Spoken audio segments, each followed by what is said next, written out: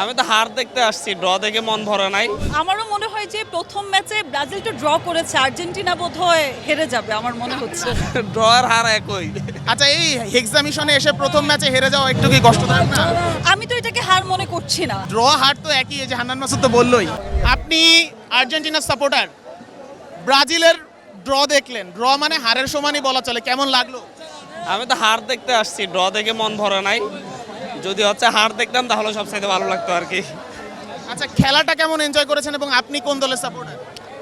খেলা এনজয় করেছি, আমি ব্রাজিলের সাপোর্টার। খেলা ভালো হয়েছে এবং ব্রাজিলের নেক্সট ম্যাচগুলো আশা করি আরো ভালো হবে। ম্যাচের আগে কি বলেছিল? বলছিল যে ব্রাজিল জিতবে। এখন তো কি জিতে নাই। বলবেন? এখন কি বলবেন? এখন আপাতত ড্রতে খুশি থাকতে হচ্ছে তাদের, কারণ এছাড়া তো আর কিছু করার নাই ওদের।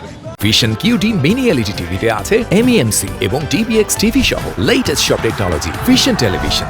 আজকে তো হারলেন, মানে ড্র করলেন, কিন্তু হারের মতোই বলা চলে। ব্রাজিল 5 বারের চ্যাম্পিয়ন। না, আমি এটাকে হার মনে করি না। দুটো দলই ভালো খেলেছে এবং পরবর্তী ম্যাচগুলো আশা করি ব্রাজিল আরো ভালো করবে। ড্র আর হার একই।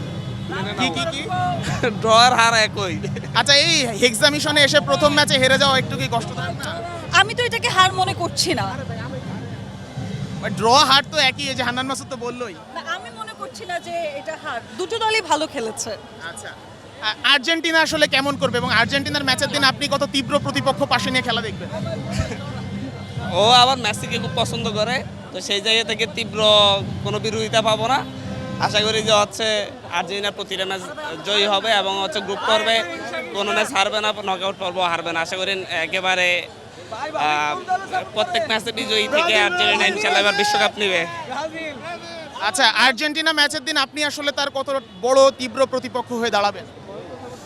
একসাথে খেলা দেখব, একসাথে এনজয় করব।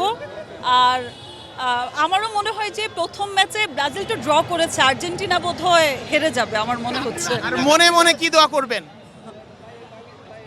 মনে মনে কি দোয়া করবো সেটা ম্যাচের দিন বলতে পারবো, এখন বলতে পারছি না। Thank you. কথা বলছিলাম হান্নান মাসুদের সঙ্গে, তারা বেশ এনজয় করেছেন খেলাটা এবং দিন শেষে ব্রাজিল জিততে পারেনি, এটা তাদের জন্য নিশ্চয়ই কষ্টদায়ক ছিল। শেখ আশিক, 71, ঢাকা।